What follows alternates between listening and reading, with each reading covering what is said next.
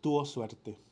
Cuando nos contó después de varios días en los que insistió en decirnos que había viajado con su padre, hasta que terminó por confesar la mentira, ni siquiera fue capaz de explicarnos bien cómo logró salir del mar. Repitió bastante eso de que algo lo arrastraba hacia el fondo, una corriente distinta, mucho más fría que parecía querer tragárselo. Lo bombardeamos a preguntas, pero respondió con monosílabos. Creo que fue Molina el que se dio cuenta de que algo pasaba. Esos primeros días de clases, Martínez se fue para adentro. Intervenía poco en nuestras conversaciones, llegaba tarde a clases, se iba apenas terminaba la jornada, no se despedía. Hasta que ya no fue más. Y entonces Martínez desapareció para siempre de nuestras vidas. No debiésemos ser tan tajantes, pero lo cierto es que después de esos días nunca más lo volvimos a ver. Y todo lo que viene ahora, todo lo que contemos de aquí en adelante, será una lucubración, un balbuceo, un intento por reconstruir una historia que no vivimos, pero de la que nunca dejamos de sentirnos parte. La última imagen, nuestra última imagen. Martínez pidió permiso para ir al baño poco antes de que terminara la clase de matemáticas y nunca regresó. Dejó su mochila, los pocos cuadernos que tenía, un par de lápices nada más. Imaginamos que salió del colegio, que fue a su casa a recoger las pocas pertenencias que tenía y luego partió a hacer dedo para no volver. Imaginamos que guardó en un bolso las revistas que le había regalado Luchito, la poca ropa que tenía, el póster de Arturo Godoy, la foto de su padre y tal vez alguna de las pertenencias de su madre que llevaba varios días lejos de casa. Porque la historia, creemos, fue así. Martínez volvió de Caleta Negra y descubrió que su madre se había ido. Le dejó una carta, unos pocos pesos y mucha suerte. Cuando terminó de leer, Luchito ya se había ido en la furgoneta rumbo a Iquique. Ella no se llevó nada o casi nada. Él pensó que volvería, pero cuando ya se había cumplido más de una semana desde que se fue, comprendió que eso no iba a pasar. Y entonces aquel mediodía salió de la clase de matemáticas, fue a su casa, echó su ropa en un bolso y partió a hacer dedo a la carretera. Varias veces discutimos sobre cómo habrá sido aquella semana que pasó Martínez solo, esperando que su madre volviera. Parra estaba convencido de que esos días en realidad lo que hizo Martínez fue tratar de contactar a su papá, buscarlo, preguntar a sus conocidos. Confiaba en que de pronto Luis Pedro Martínez llegaría a rescatarlo y que se lo llevaría a Oruro, a vivir con su nueva familia, el comienzo de otra vida, otra historia, otros rumbos. Pero nada de eso ocurrió. Al parecer, durante esos días Martínez también escribió una carta de despedida. Se supone que era para nosotros, pero nunca llegó a nuestras manos. Lo cierto es que Martínez caminó hacia la carretera, hizo dedo por varias horas hasta que un camionero se detuvo y lo llevó rumbo al mar. Amigos y amigas que leen por gusto, están viendo a Diego Zúñiga, periodista, escritor, editor, autor de esta novela. Nos ha leído un fragmento de Tierra de Campeones, esta novela que ha sido publicada por Random House. Él es uno de los invitados a la Feria del Libro Ricardo Palma. Tierra de Campeones es su tercera novela. Tierra de Campeones para el espectador peruano nos remite a Chincha, pero Tierra de Campeones en Chile es Iquique, y es la historia de este cazador, ¿no? De buzo que gana el campeonato mundial de caza submarina. Un gusto, Diego, bienvenido a Leo por Gusto. Muchas gracias por invitarme aquí a conversar con ustedes. Y el hacerte leer, que es algo habitual para la página, viene muy a cuento, porque si bien el protagonista, Martínez, o Ujú. Chungungo Martínez, una nutria, ¿no? Sí. Para que entiendan por qué el apelativo, es que si bien él es el personaje principal, esta historia se sostiene en la narración, y Mm. esta voz que narra desde un nosotros, ¿no? Es muy particular porque en el fragmento que has leído, ya él dice lo que viene a continuación Mm. es una elucubración, no sabemos qué pasó realmente, ¿no? Ahí como, quizás es el nervio de la novela, y acaso también de tu narrativa, porque has reflexionado mucho sobre el narrador. Sí, qué divertido que me hiciste leer justo esa parte, porque para mí es muy importante ese momento en que el narrador también muestra sus cartas y dice, amigos, hasta acá llega lo que yo viví y lo que viene, acompáñenme en esta fabulación, básicamente. Que también para mí tiene que ver como tú bien dices, con la reflexión sobre lo que significa narrar, que para mí es algo que se me ha ido volviendo cada vez más protagónico en lo que hago, ¿no? Digo, y que remite, por supuesto, a los otros textos que yo he publicado, indudablemente. Pero aquí me gusta mucho lo que tú dices sobre, claro, el protagonista del Chongungo Martínez, Así es. Pero para mí también el protagonista era el narrador. Digo, y para mí esa fue una gran pregunta que yo me demoré mucho en responder y que por eso me tomé mucho tiempo también en darle vida a la novela, porque yo tenía el chungungo, por así decirlo, desapareció el chungungo, pero lo que no terminaba de aparecer era, bueno, pero ¿quién cuenta esta historia? Pues porque yo decía, el chungungo mismo no me sirve, no me interesa indagar en esa primera persona, al menos en este proyecto, sentía que no era la forma. Y de a poco apareció un nosotros, ¿ya? Ujú. Y yo decía, bueno, pero ¿hasta dónde se puede sostener ese nosotros en esto? Pues porque digo, en un momento el chungungo va a irse de ese lugar de origen. Yo sabía que el chungungo nacía en el desierto. Y la pregunta era cómo lo llevo al mar.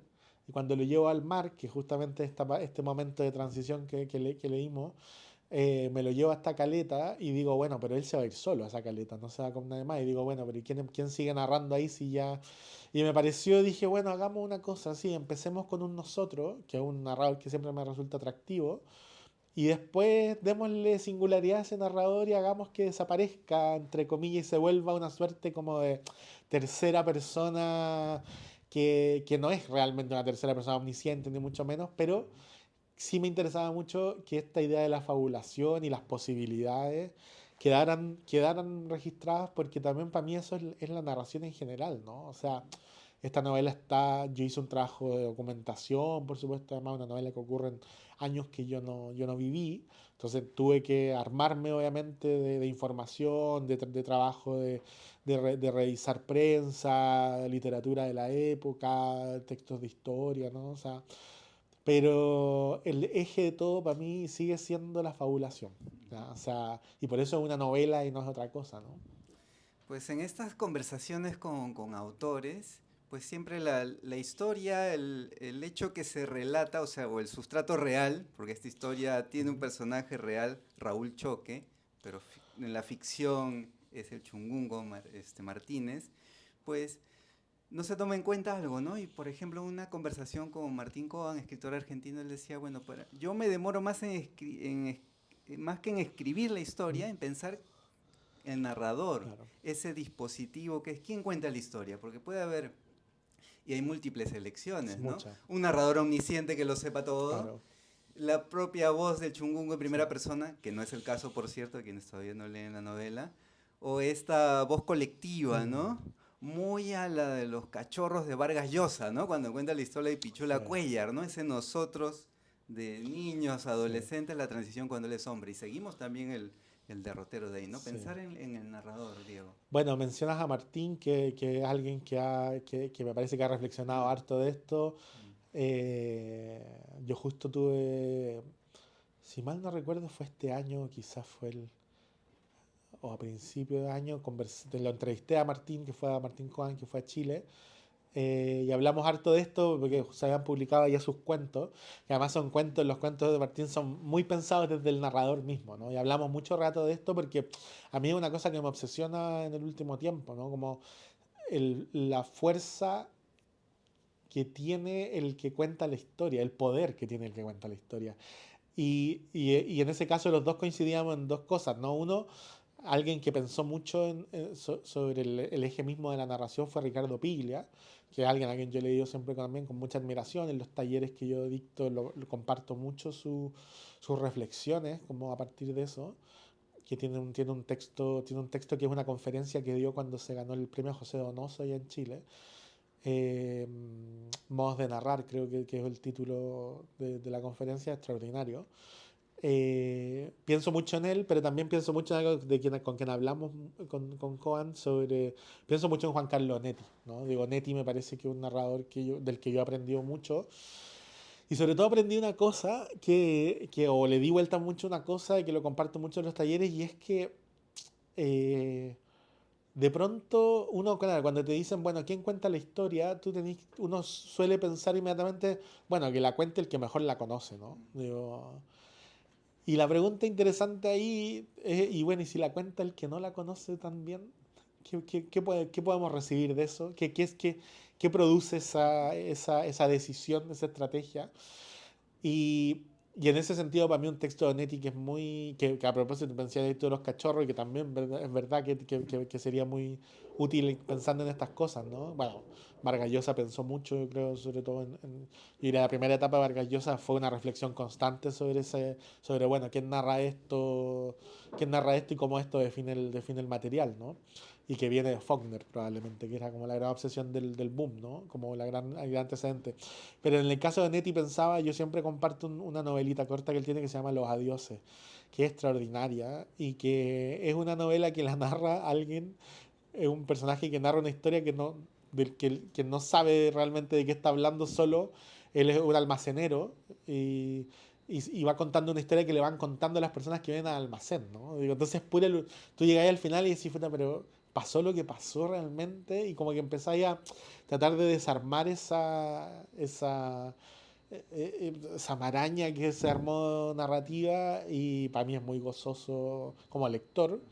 Y como te digo, desde el lugar de la escritura, algo que yo lo pensé mucho, lo medité, me gusta mucho esto que tú decís también, que es una voz colectiva por algún Ajá. momento, que para mí también me interesaba esa sensación como de que esta historia también no es una historia exclusivamente de uno, sino que para mí es algo más grande, de alguna manera, ¿no? Y que también es la forma que yo encontré de contar una época, yo creo también. Ujú. Y como lector, bueno, amigos y amigas que están viendo a Diego, nos están escuchando, uno sabe de antemano que están contando la historia de un hombre, bueno, un hombre y en este tránsito de la Mm, niñez a la adolescencia hasta que se vuelve una celebridad cuando gana el campeonato mundial de caza submarina, ¿no?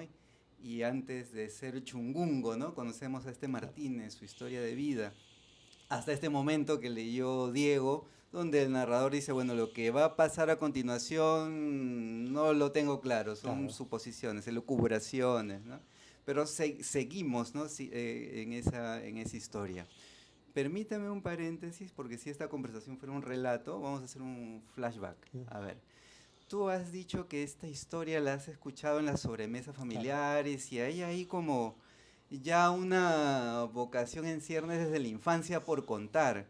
Tú eres de Iquique, viviste hasta los 12 años, migraron tu familia y tú migraron a Santiago.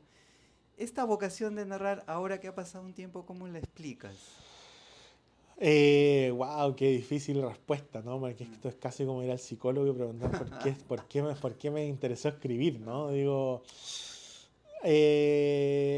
me pasan dos cosas. Uno, yo con los años me di cuenta que, a propósito de esas sobremesas, ¿no? mm, Yo creo que a mi madre le gusta, porque está viva todavía, le gusta mucho contar cosas, ¿ya? Hay un goce ahí en que no sé, si ve algo en la televisión, si ve algo en TikTok, te cuenta la historia completa. Y yo supongo que de ahí hay algo que uno termina por capturar, ¿no? Digo, y que se termina por filtrar en uno. Y para mí, en los últimos años, yo descubrí que mi manera de vincularme con el mundo un poco es a partir de la narración y de las narraciones y del gozo, porque alguien me cuente cosas, ¿no? mm, Digo, y de alguna manera yo también ahora lo pienso, por algo también estudié periodismo, y en general, ahora soy yo el que estoy acá, pero generalmente soy yo el que hace las preguntas. ujú, Y yo gozo mucho la conversación, porque tengo una curiosidad muy genuina de saber, por un lado, qué está pasando con el otro, qué te quiere contar, pero además cuando alguien me empieza a contar algo que me resulta atractivo, para mí eso es una fiesta, digo, es una mm, fiesta. Ya después además uno se va volviendo más, uno empieza a afinar el oído, a uno le gusta escuchar cómo el otro dice lo que está mm, diciendo, ¿no? Qué palabra está escogiendo, en qué momento está guardando silencio, no sé, digo, uno va mirando ya, pero esa relación de vincularse al mundo a partir del narrar, yo lo descubrí hace muy poco tiempo, que era como una cosa que me resultaba importante, ¿ya? O sea, porque el vínculo con la literatura obviamente ha venido desde la lectura. Yo pasé por, también uno como escritor va pasando, yo creo que por etapas, y uno de pronto, no sé, pues yo cuando empecé, claro, Camanchaca yo la publiqué con 22 años, ujú, era muy chico, mi biblioteca era más chica, mis obsesiones eran otras, con los años se me empezaron a aparecer otros escritores, otras formas, ¿no? Y en medio de todo, y en medio siempre de eso, para mí la poesía siempre fue muy importante como lector, como yo decía, aquí hay algo que yo no puedo hacer en la escritura, pero que sí es algo que yo creo que puedo llevar finalmente a mis textos narrativos. Y en medio de todo ese devenir y de pensamientos, también con respecto al lenguaje y todo, se terminó imponiendo este deseo de narrar po, y de ver finalmente cómo me relaciono con el lenguaje a partir de la construcción de esas historias, ¿no? Que para mí es como un tramado completo y que me encanta entrar en ese problema, por así decirlo, ¿no? Se narra, se dice, para explicar la infancia, ¿no? Hablaste de Camanchaca, se hablaba de un ejercicio para narrar la infancia, precisamente. Se narra también para explicar de dónde uno viene, y Quique muy presente, acá no es la excepción, con Tierra de Campeones. Pero no hay esa vocación, como tú decías, claro, explicarla, de Mm, repente es difícil. Se nace quizás también con una predisposición para. El niño que elige escuchar las historias en la claro. sobremesa familiar y algo le dice. Y ya adolescente, joven, con esto puede hacer algo, ¿no? Y está el periodismo ahí también Claro. como cable a tierra, ¿no? Es muy interesante este vínculo también del periodismo porque uno, si te dicen, podrías haber contado la historia de Raúl Sí. Choque, un gran perfil, pero eliges desde la ficción, porque la ficción, y ahí ya viene la pregunta, Diego, abre posibilidades de explicar cosas de otra forma que quizás el documental, mencionabas el documental de Mm, Patricio Guzmán y en Chile sobre la dictadura militar o el momento en que irrumpe la dictadura militar se ha escrito y se ha claro. contado de distintas formas y aquí en la novela también aparece ese flanco. Es muy Mm, particular porque tú aludías a los silencios de Raúl Choque, el personaje sí, real, ¿no? Y que aquí en el Chungungo Martínez también aparece, ¿no? Ocurre algo alrededor. claro. ¿No? Esta historia, para quienes todavía no la leen, empieza en la década del 50, va avanzando a los 60. El 71, que es el momento de gloria en que gana el Claro, campeonato mundial de caza submarina, e inevitablemente año 73, ¿no? También la claro. dictadura militar, ¿no? Todo esto para preguntarte, Diego, cómo la ficción, la novela, puede abrir otras posibilidades para explicar un momento real en la Mm, historia, ¿no? En este caso en Chile. sí, bueno, tú ahí planteas algo que también a mí no solo a mí me produjo preguntas, sino también cuando se lo comentaba a los amigos y contaba un poco el deseo de hacer este proyecto. Claro, siempre al principio la pregunta era, bueno, Raúl Choque está vivo, ¿por qué no vamos a entrevistar a Raúl Choque y le pedimos que nos cuente su historia, ¿no? Y, y la verdad es que para mí siempre, o sea, así como hablábamos del vínculo mi vínculo con la realidad a partir de la narración, también mi vínculo con la realidad ha sido casi siempre a partir de la ficción. Pero sobre todo te digo porque eh, yo creo que todas las cosas que he aprendido en gran medida de la vida fue a través de los libros, fue a través de las novelas con las que me formé, ¿no? Digo, y donde encontré cosas que me permitieron comprender la realidad y lo que yo estaba viviendo en un nivel como de complejidad mayor incluso, ¿no? O sea, más allá de...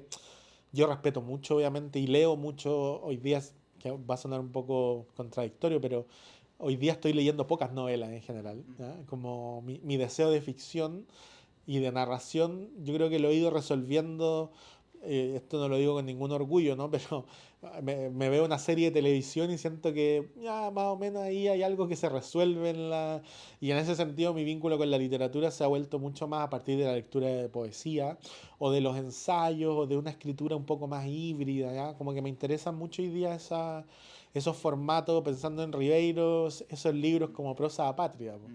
o como La tentación del Los fracaso, ¿no? diarios. Digo, Ajá.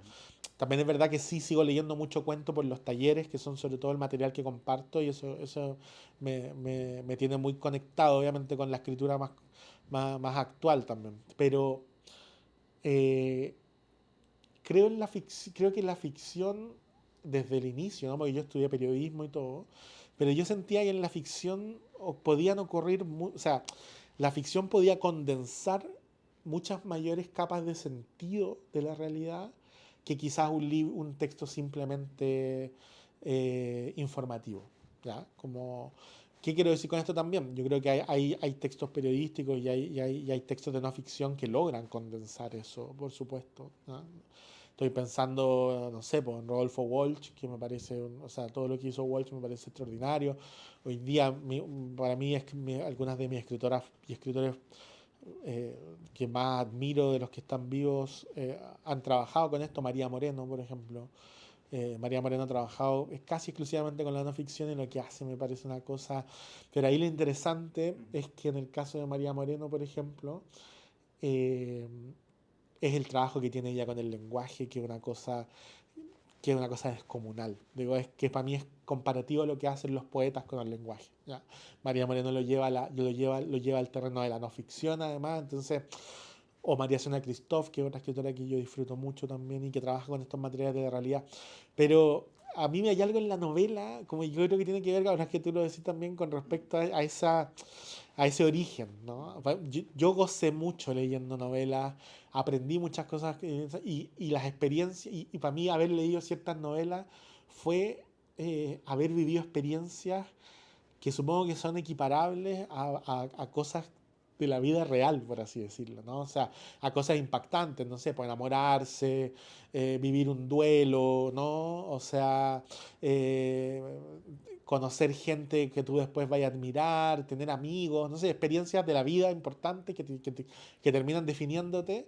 Para mí hay novelas que me definieron, ¿ya? Es como y me parece hermoso tratar de hacer eso también con los libros que uno escribe, ¿no? Yo creo que es un impulso, como te digo, no programático ni como completamente consciente, sino que es el puro goce, ¿no? El puro goce de también ver qué puede hacer la ficción con estos materiales. Y una última cosa sobre eso, para no alargarme tanto, pero cuando yo me puse a investigar sobre la novela, para investigar sobre los años 60 y 70, claro, y leí libros de historia, ensayos, revisé prensa. Obviamente me pareció importante acumular esa información, pero yo te tengo que admitir que la manera, o sea, porque una cosa es eso, es acumular información, pero la información por sí sola no te explica una época, no Así te es. explica un tiempo, y sobre todo no te explica una lengua, ¿ya? O sea, porque yo te digo, bueno, pero cómo hablaba este mundo, ¿no? Y yo esas respuestas las hallé en la literatura. O sea, digo, en el fondo, todo eso que te digo, información, libros de historia, y genial, poder comprender procesos y todo. Pero tratar de pensar qué había en las cabezas de esas personas, qué había en ese lenguaje, yo creo que ahí solo llegué volviendo a leer poesía chilena, volviendo a leer narrativa chilena, que logran capturar algo.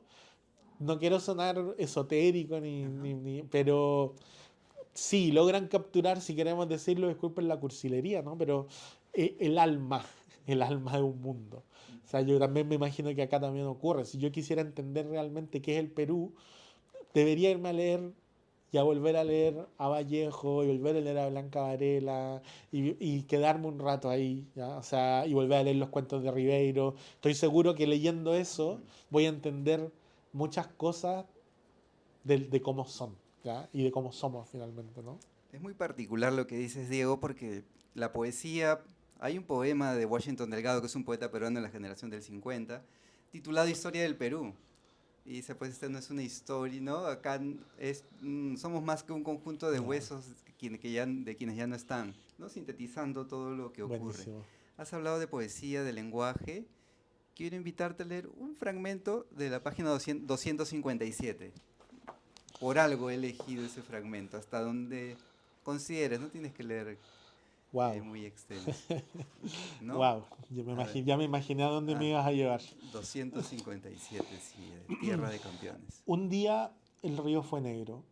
Antes claro arrastraba un agua cristalina, o más o menos cristalina sin duda inesperada. Un río en medio del desierto, atravesando el pueblo más seco del mundo, a pocos metros de aquella estación de trenes que lo conectaba con los de afuera, al pueblo, al río. Y a él también, que se despierta ahí en medio de la noche con los ojos vendados. El frío recorre su cuerpo, los brazos, lo siente en sus brazos, y el ruido del viento lo invade todo. Remueve la venda y abre los ojos, pero la oscuridad no le regala ninguna forma. No puede ver bien, pero más allá está la frontera, otro país, otros países. Arriba el cielo siempre abierto, transparente, aunque ahora completamente negro. perforado por esas luces que a veces, a cierta hora de la noche, pueden iluminar el desierto también. Las estrellas, el movimiento de las estrellas y un pedazo de luna quizás. Hay palabras que están muertas, pero quién sabe si es culpa de ellas o de nosotros. La palabra frontera, por ejemplo, ahí, en el borde del desierto.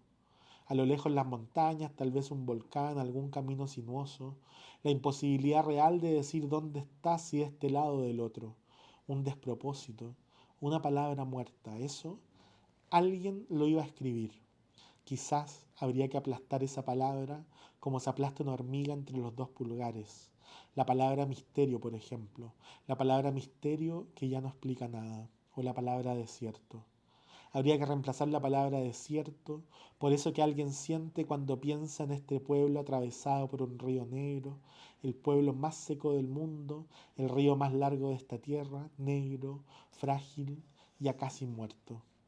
El sonido de la locomotora y la luz blanca de esa noche que lo recibe, a él y a los que vinieron antes, pero de los que nadie nada nunca sabe.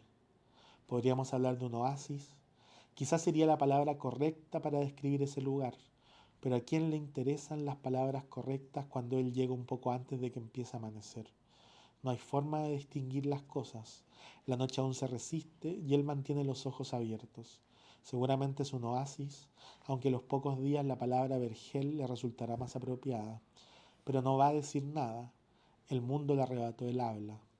El pueblo alguna vez tuvo cientos de hectáreas de alfalfa y maíz. Ese puñado de casas en medio del desierto, rodeada de hectáreas de alfalfa y maíz, y el río que no era negro, desbordado de camarones. Ya no queda nada de eso, el río está seco, es una cicatriz negra. Gracias Diego ahí por forzar la garganta. Este fragmento que nos ha leído Diego Zúñiga, bueno, la novela tiene tres partes. Aquí empieza el mar, curioso porque el Chungungo, bueno, cuando era Martínez todavía practicaba en el río, ¿no? Luego Claro. empieza ya cuando migra a la caleta, en el mar ya a practicar, y Tierra de Campeones es, digamos, ¿no?, el momento de gloria. Y este momento, el Valle de los Meteoritos, como se habrán percatado quienes han escuchado atentamente la lectura de Diego, es otro tono, otro lenguaje. Y pensaba ahora que tenía muy fresca esta charla sobre García Márquez que tuvimos en la Feria Ricardo Palma, que cada historia exige un tono, ¿no?, particular, un lenguaje. Y aquí esta atmósfera, hablabas de poesía, y esta manera de narrar que conjuga las imágenes, las sensaciones, exigía esto, ¿no? Yo creo que sí, sí, estoy de acuerdo ahí con cada historia exige un tono. Cada libro exige quizás incluso no solo un tono, sino que varios tonos, ¿no? Ajá. Digo, eh, para mí también de los mayores desafíos de la novela fue pensar qué ocurría después de que el personaje tiene este encuentro con el horror, ¿no? Digo, un horror producto de la dictadura. Y una pregunta que me surgió en ese momento era, bueno, ¿cómo se puede narrar después de tener una experiencia así, po? ¿Qué pasa, no? Digo, ¿qué pasa con el lenguaje después de una experiencia tan importante, ¿no? Y, y yo lo único que encontré fueron respuestas en la poesía de nuevo, ¿no? Digo, o sea, fue como, sí, digo, pienso en la poesía que se escribió en Chile durante la dictadura y yo creo que en esa poesía está contenida de alguna manera lo que fue esa dictadura, ¿no? La experiencia de sobrevivir. Eh, y de alguna manera yo dije, bueno, el cierre de esta novela me gustaría que ese fuera el tono, por así decirlo, ¿no? Desarmar ese tono de este narrador más colectivo, ¿no? Un narrador además que a su vez también pasa desde una intimidad muy grande a la elucubración, a jugar con el lenguaje deportivo, ¿no? Digo, va pasando por distintos matices, por así decirlo, pero en el final me parecía que las palabras tenían que imponerse, que era un lenguaje más no diría pesado, sino que era un lenguaje más que que iba a estar conectado con esa noche y con esa oscuridad, ¿no? A mí me gusta mucho que el final genere eh, lecturas tan variadas, ¿no? Y relaciones tan variadas. Hay gente que le gusta mucho el final, hay gente que no le gusta nada el final. O sea, hay gente que dice, pero ¿por qué? Hay gente que le gusta lo que hay como en ese lenguaje más, con ese lenguaje de ese final. Pero yo quería empujar la narración hacia ese espacio.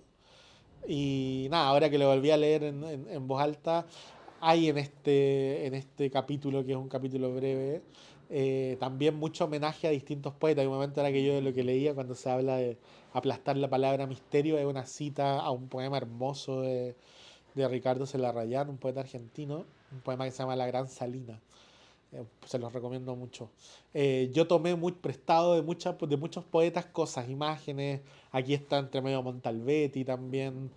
Fin del desierto, un libro del cual también robo cosas. Un poeta brasileño que me encanta, que es Pablo Leminski. Y obviamente la poesía chilena, que no lo puedo, no, o sea, Uy, que está ahí dispersa sí. en todos lados, ¿no? Para mí es como el eje central también. Ajá.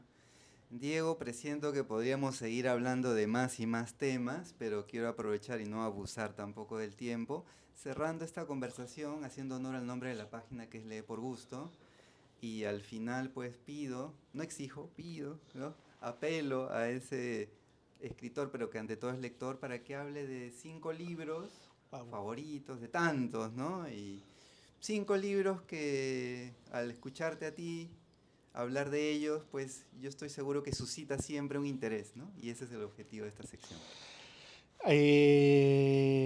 Wow, esto es como estar así a mano armada, así como que me están asaltando, ¿no? Lo entrego todo y no sé qué entrego primero. Eh, sí, pues hablemos ya que estamos en la poesía, para mí un libro y un poeta muy importante en mis lecturas eh, ha sido Enrique Lin, poeta chileno. Eh, Tiene un poema además que él escribió acá en Perú que se llama Estación de los Desamparados, ¿no? Eh, Lin ha sido un poeta que, o sea, a mí me parece no solo un poeta, hay ciertos escritores que tienen, y esto también lo he pensado en el tiempo, hay ciertos escritores que tienen una relación con el lenguaje como yo la defino como superdotada. O sea, ¿en qué sentido? En que pueden hacer lo que quieran con el lenguaje. Pueden escribir un poema, pueden escribir una novela, pueden escribir un cuento, pueden escribir un ensayo, y todo lo hacen bien. Digo, ya, o sea, es como Lin, y en nombres que pienso que de relaciones así, superdotadas, pienso en Enrique Lin, pienso en Argentina en Luis Chitarroni, en Marcelo Cohen también de Argentina. Pero en Lin me gustaría recomendar un libro que para mí es quizás el más importante de él, que es La pieza oscura. Es un poemario, fue su tercer poemario y ese libro es de una belleza y eh, no sé, recuerdo la emoción de haber descubierto ese libro. Tiene el poema La pieza oscura, pero también tiene un par de poemas geniales, de largo aliento, porque además Lin era un poeta que tenía también un alma media de narrador, que además escribió novelas, tiene un cuento extraordinario, se los recomiendo además porque son cosas que se pueden conseguir online. La pieza oscura no sé si si tú has visto Jaime, hay una página web en Chile que se llama Memoria Sí, Chilena, muy buena. y que hay muchos libros de poesía. Ajá. Ahí está escaneada esa primera edición de La pieza oscura, se la recomiendo mucho.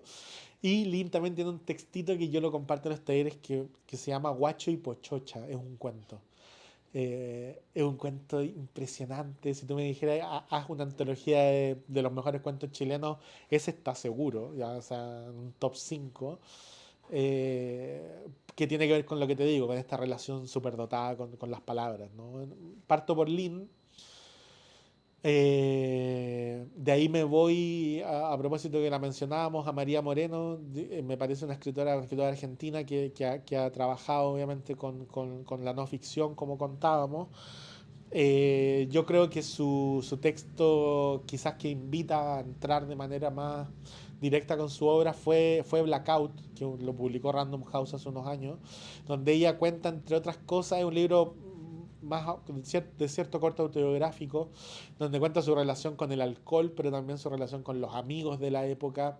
María Moreno es de la generación un poquito después de Ricardo Piglia, y compartió con una escena narrativa argentina muy interesante. Ella fue por sobre todo la única sobreviviente de ese grupo de gente. Y Blackout habla de eso, de esas conversaciones, de ese vínculo con la cultura en los 70, en los 80.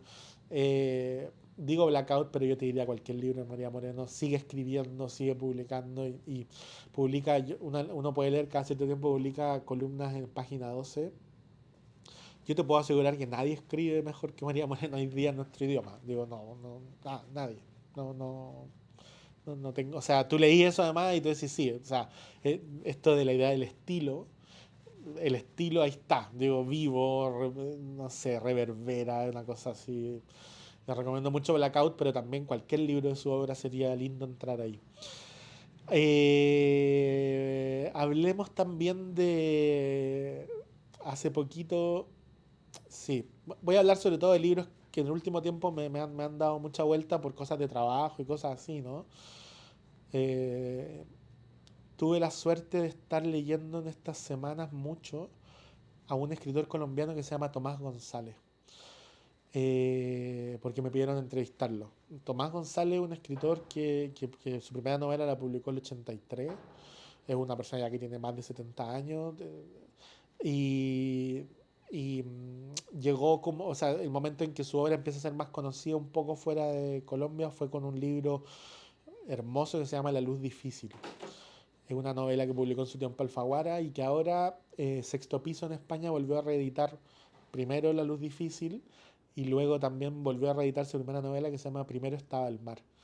La menciono también porque para mí González es una referencia eh, a propósito de lo que hablamos de la narración misma, ¿no? Como me parece un narrador descomunal, descomunal. Es una lástima que todavía no se lo conozca todo lo que debiera ser fuera de Colombia, porque, como te digo, tiene más de 20 libros, tiene una obra, es como, yo igual sé que cada país tiene su autor secreto, ni siquiera tan secreto, ¿no? O sea, es como, no sé, pues acá en Perú, yo creo que, por ejemplo, todavía no se conoce fuera de aquí completamente a Miguel Gutiérrez.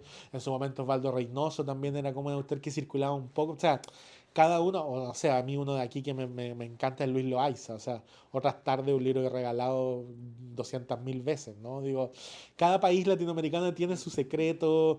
Lo desconcertante en el caso de González, que es un autor que está vivo y que, como te digo, las novelas son novelas que ocurren sobre todo en medio de la naturaleza, o en el mar, o en la selva, pero que sobre todo tiene que ver con ese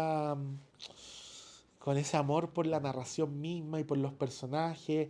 Yo también los llevaría un poco al terreno de Ribeiro, ¿no? Tiene una cosa como de armar mundos y de tener mucha candidez y capturar una humanidad que en términos de narradores contemporáneos me parece muy ejemplar, ¿no? O sea,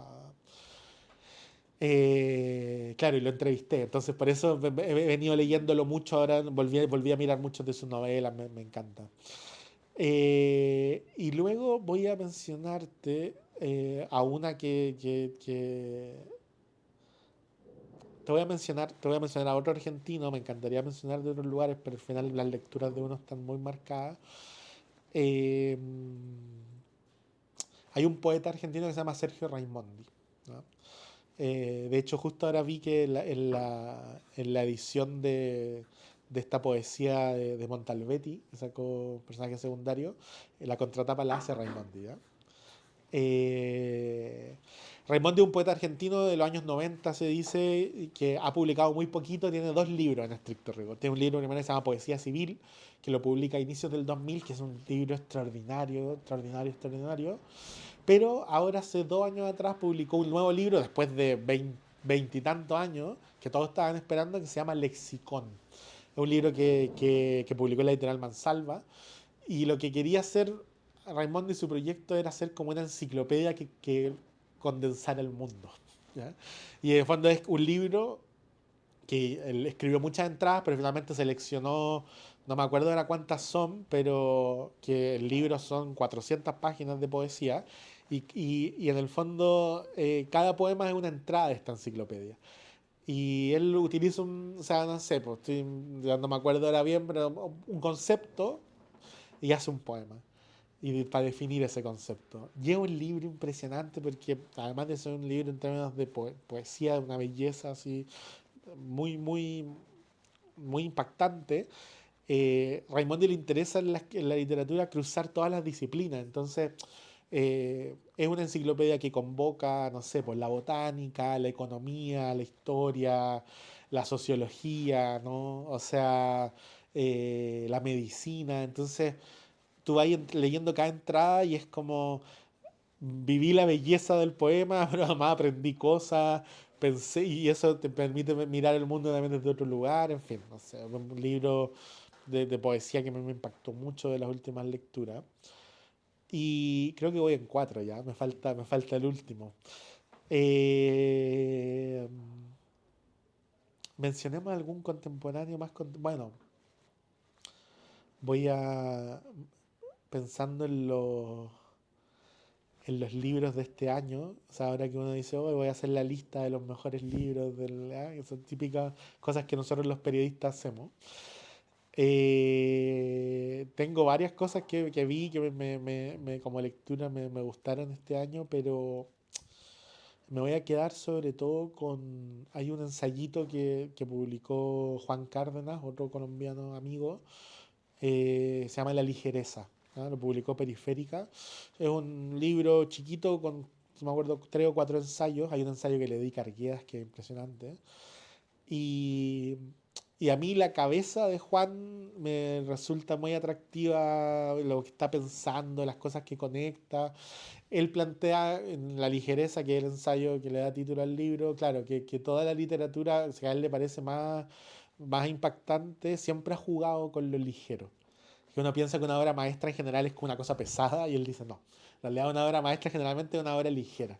Y empieza a lucubrar sobre eso, ¿no? Y en el caso de los ensayos de Juan, que ya había publicado antes un libro también, él tiene novelas muy buenas, muy, muy buenas, Peregrino Transparente, El Diablo de las Provincias, Ornamento, en fin, son muy, muy buenas todas. Pero en los ensayos hay algo que me gusta mucho y que se toma el género con mucha libertad también. Porque en el fondo es como, de pronto empezáis a leer el ensayo y el ensayo se convierte en un cuento.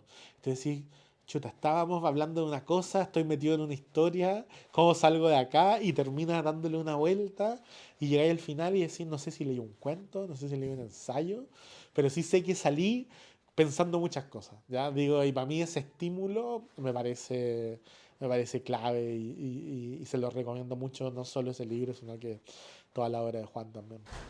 Muchas gracias, Diego. Gracias por la charla, por el entusiasmo con que has recomendado estos libros. Yo me imagino que ha suscitado más de un interés, así que agradecido y un gusto haber conversado contigo. Muchas gracias a todos ustedes. Y a quienes nos han seguido también muy agradecidos.